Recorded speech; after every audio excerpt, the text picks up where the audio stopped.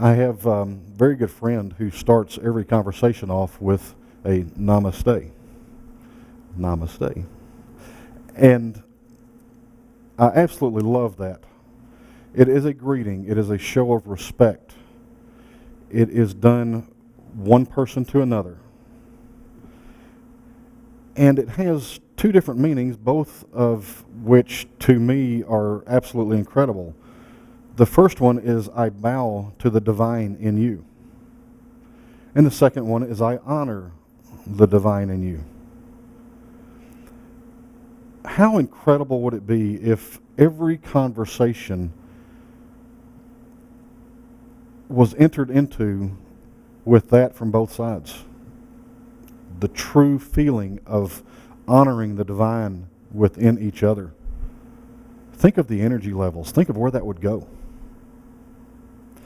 Now, I started writing on this or thinking about this early in the week, and then Kathy said, maybe you ought to talk about judgments. And I always like talking about judgments because I see how judgments can kill anything we go for if we're not careful. And so I started playing with that a little bit. And then I was reminded of a tool last night that we used to teach in a seminar, which is called There Are No Accidents. Because I picked up the daily word, and the daily word is, I behold the Christ in you. There are no accidents. There's no coincidences. So I must be on the right track. I opened up to the right track today. I honor the Christ in you. That just as namaste would be really an incredible way to enter every conversation, every relationship, every interaction with anybody. But what's it going to take to do that? Does the other person have to change and be totally Christ-like? That'd be pretty awesome if they would. But unless we go over and say, you need to become Christ-like before I have a conversation with you, we're probably not going to have very many conversations in our lifetime. So we have to look at the Christ within us. That's where we can start honoring and beholding the Christ in other people. But we have to first do it within us. The first thing that we have to do is to let go of all of the limiting beliefs, all of the judgments that we have about ourselves. Judgment literally will stop us from ever moving forward. Judgment kind of gets a grip on that flow of divine energy, and it squeezes and it squeezes and it squeezes until basically there's no flow left. We're always connected to the divine, but the flow will stop if we let judgments take over. Now, judgments seem to be these harsh beliefs that we have about other people, or harsh beliefs that we even have about ourselves. They're not always harsh. Sometimes it simply is a limiting belief about ourselves. Anytime you think, I'm not worthy of that. I don't deserve that.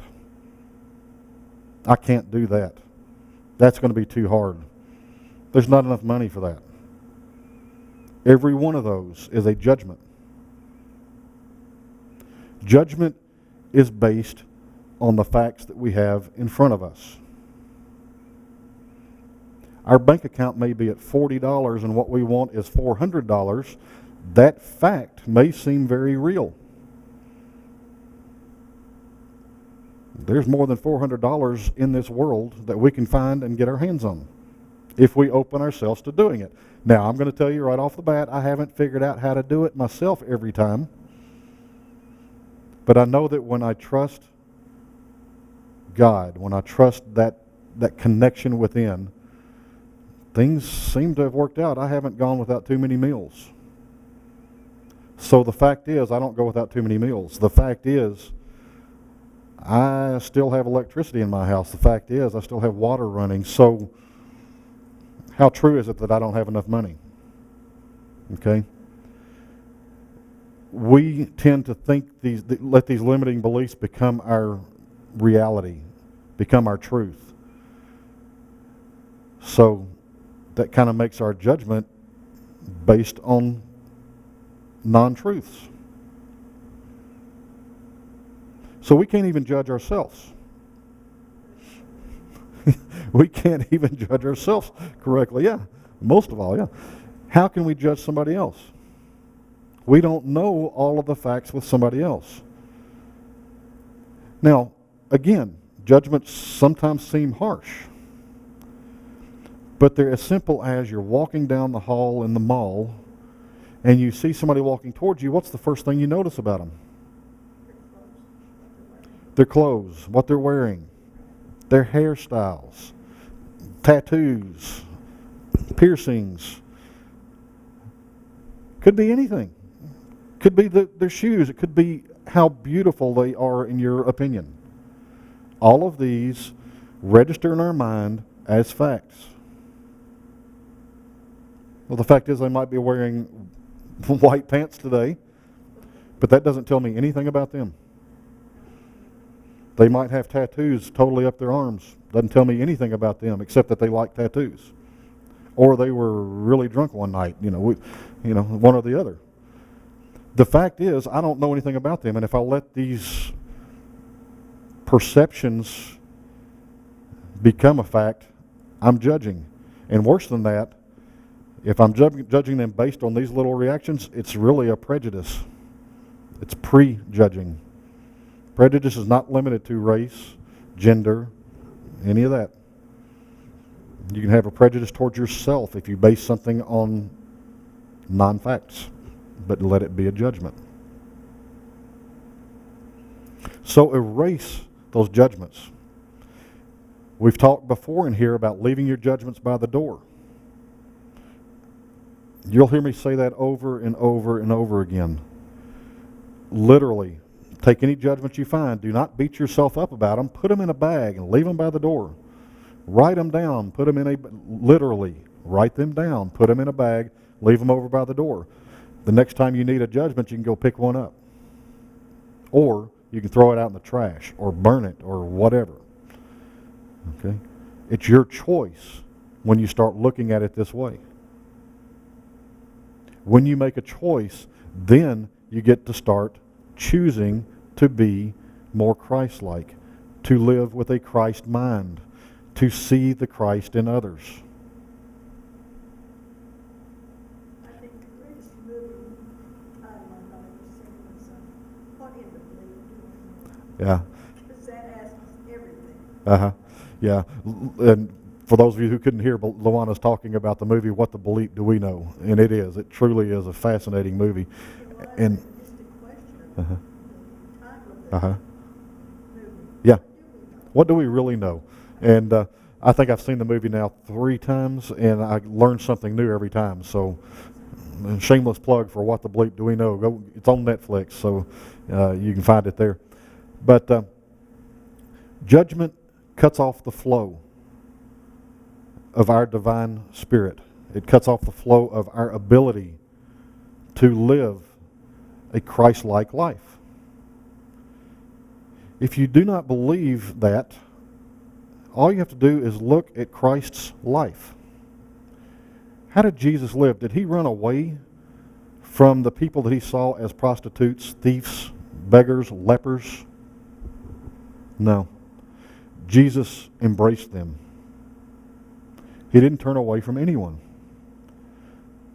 So how can we judge somebody and turn away? We go against what we're attempting to do with seeing the Christ in us and seeing the Christ in others. The one thing to remember is that somebody who steals from their neighbor, for some reason they've got the illusion that that's moving them to their higher good. Some reason they are living or believing that that is going to improve their life. So it's not that they're necessarily out there aiming to hurt. They're trying to build themselves up. They've kind of got a warped way of doing that in most of our opinions.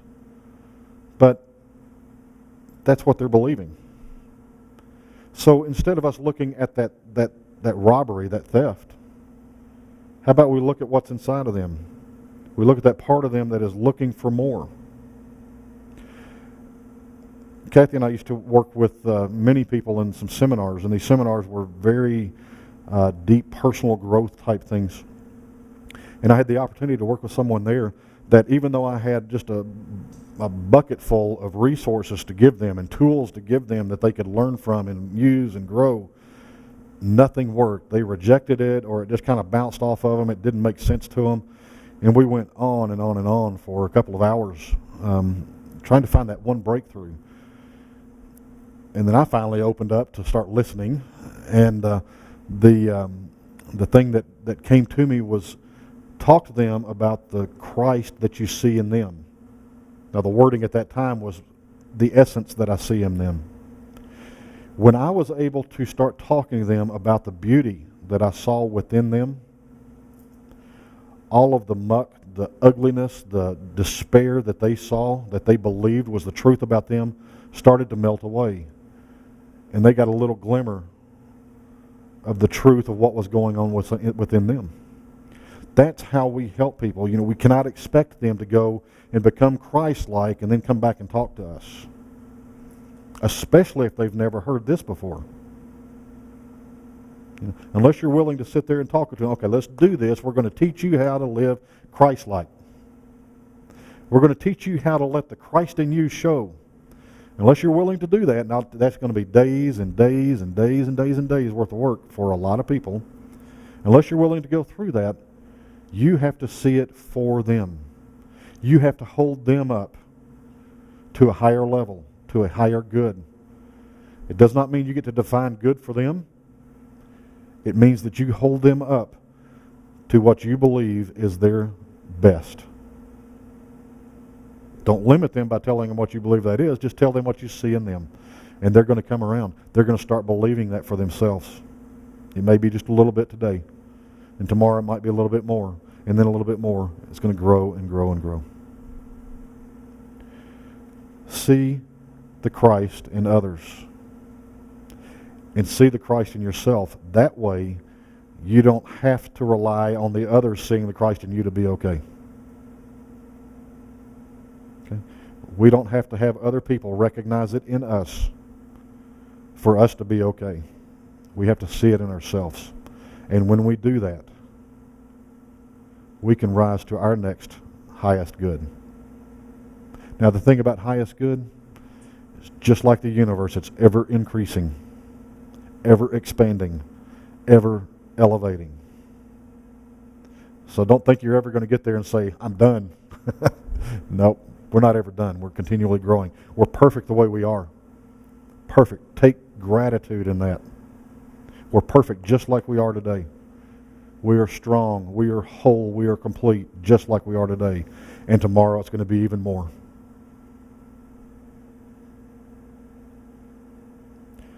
So if you will, go ahead and close your eyes for just a moment. I want you to think about ways that you can increase your feeling of the Christ within. What can you do to more fully recognize the Christ within?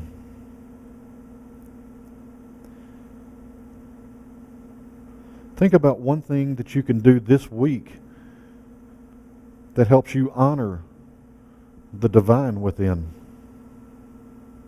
The divine that you are.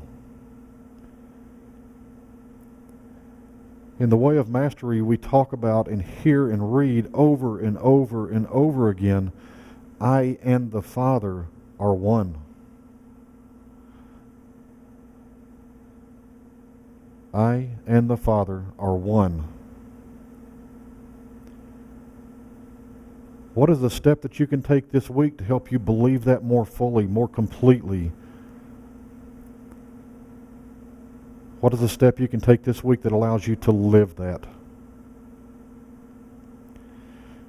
And then finally, what is something that you can do in every conversation you have with someone else, every interaction that you have with someone else? What is the one thing that you can do starting this week that allows you to more fully see the Christ in them, to behold the Christ in them.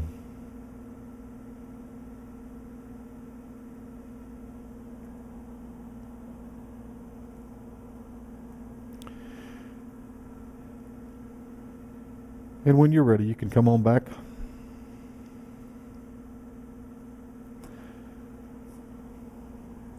See the Christ in you. Live the Christ in you. And behold the Christ in everyone.